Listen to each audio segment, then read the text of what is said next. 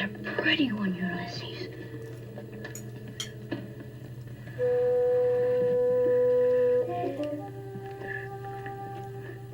There it is. Hello BookTube, I'm Sean the Book Maniac. Welcome back to my channel. Today I have another review for you of a book I finished the other day, The Hottest Dishes of the Tartar Cuisine by Alina Bronsky.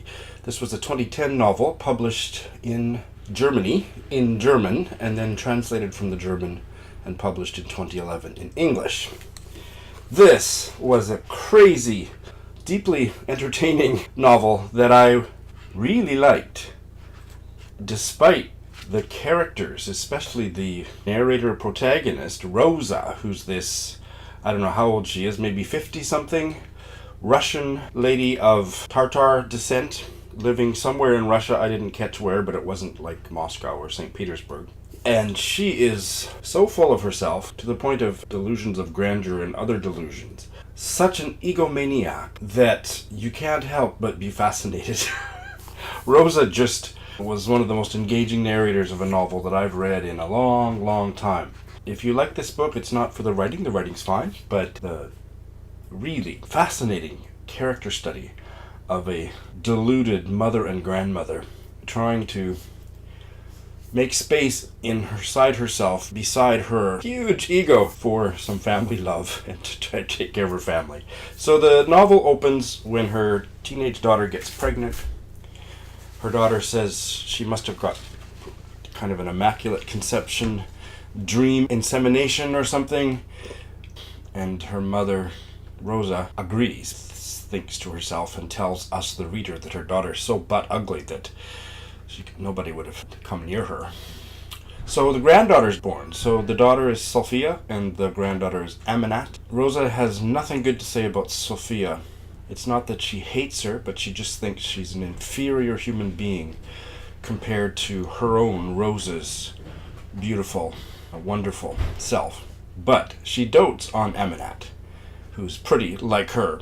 And so she actually at one point kidnaps Aminat from Sophia. Sophia is a single mother, and she's studying to become a nurse, and then she does become a nurse, and that's quite relevant to the story.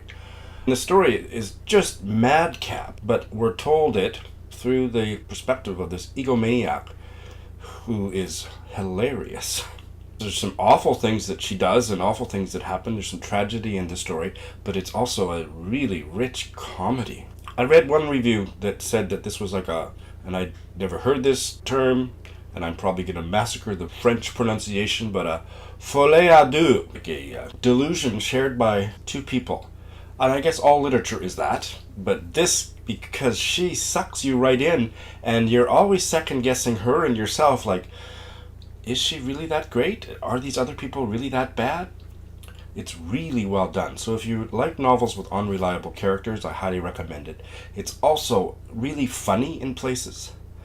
And it's not kind of a Don Quixote story where all the characters remain flat. Rosa does not remain flat. So there's quite an emotional nuance at the end. Sophia ends up getting married several times. And each time it's a patient she takes care of at the hospital that she ends up marrying.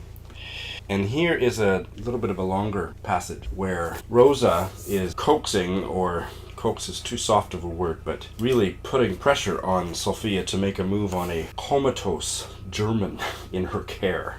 "You have to be there when he wakes up," I insisted. "Oh, mother," said Sophia. But this exact approach had already yielded two husbands. "How does it work," I asked, "when somebody like that wakes up from a coma?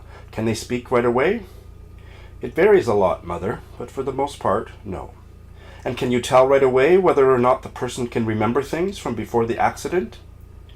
"Only gradually, mother. It takes time when someone is so badly injured." "And if you were to tell him that you were his Russian fiancé, would he believe you?" "Please don't talk such nonsense, mother," said Sophia. She had no respect for me anymore. Well, Rosa's machinations bear fruit. The three generations, Rosa, Sophia, and Aminat, end up going to Germany, moving to Germany with this German guy once he regains consciousness.